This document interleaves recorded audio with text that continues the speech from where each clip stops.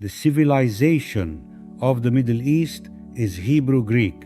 To discuss civilization and its roots, one must delve into its history and foundations. Most importantly, the fundamental elements that continue to this day. Extinct kingdoms cannot be considered civilizations unless they have left their mark on the enduring ancient civilization.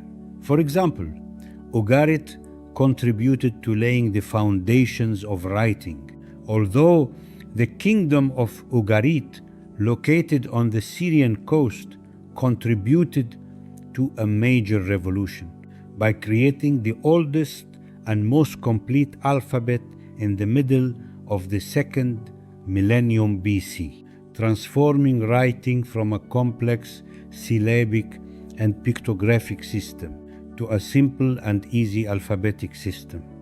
However, it did not endure as a civilization, as Greece, historical Israel, and Egypt.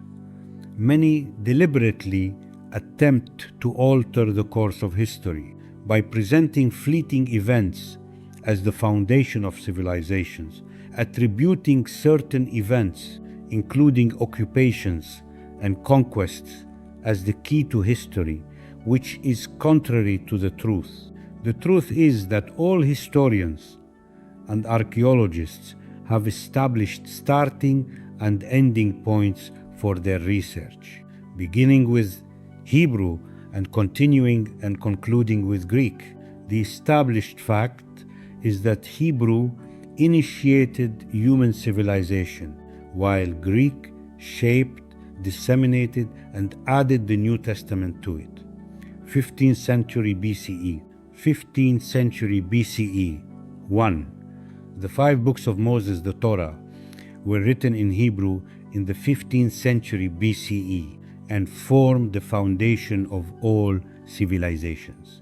These books include Genesis, Exodus, Leviticus, Numbers, and Deuteronomy. 2. Historical books written entirely in Hebrew, except for some later official letters in the book of Ezra, which were written in Aramaic, chapters 4-8, 6:18, and 7:12-26. The books of Joshua, Judges, and Ruth, between the 11th and 10th centuries BCE. 1 and 2 Samuel, around the 10th century BCE. 1 and 2 Kings, around the 6th century BCE, during the Babylonian exile.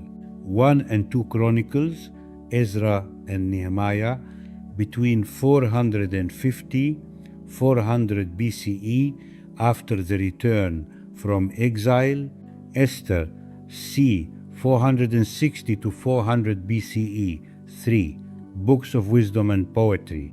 Job, dating back to the time of the patriarchs, 15th century BCE. Psalms, written over centuries, beginning with King David, 10th century BCE.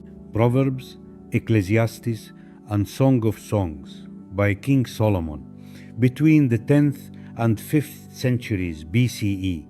As for the Greeks, they were the originators of the translation, transmission, and development of civilization and culture, establishing them throughout the Middle East, starting from Egypt. The Greeks contributed to the dissemination of these books beyond the Jewish community. And they formed the foundational text, upon which early Christianity was based. The most important Greek translation of the Old Testament is the Septuagint, LXX, the oldest and most famous of all, and considered a fundamental reference for textual criticism. From it, social, political, and cultural civilizations were formed. Date of translation, 3rd century BCE in Alexandria, Egypt. King Ptolemy II Philadelphus. King Ptolemy II Philadelphus commissioned a translation of the Jewish law for the Library of Alexandria, 72 Jewish scholars, 6 from each tribe, undertook the task in 72 days. This translation is known as the Septuagint and is denoted by the Roman numeral LXX. This translation solidified Christian civilization and remains the official text of the Eastern Orthodox Church.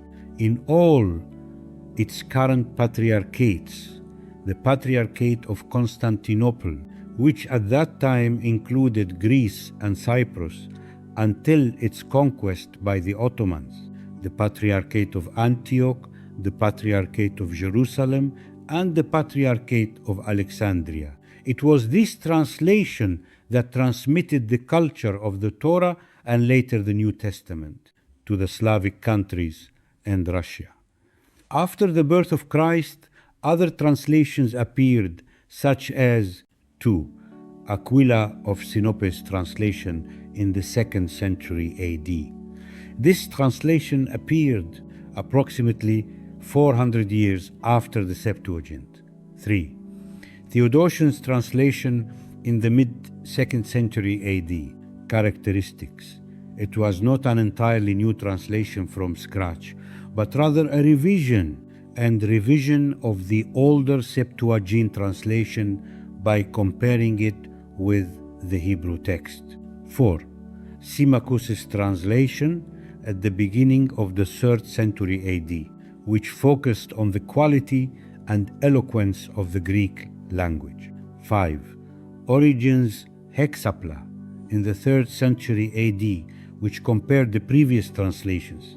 In conclusion, despite the systematic attempts at destruction perpetrated by the Ottomans' ancestors, the Ottomans themselves, and their descendants against the enduring indigenous civilizations, they could not and will not be able to alter the fact that the Greeks and the Greek people disseminated and solidified the living civilization of the Hebrews in the present day, which led to the emergence of the civilization of the Middle East up to this very day. See you in a new episode of Shocking Facts with Father Spyridon Tanous.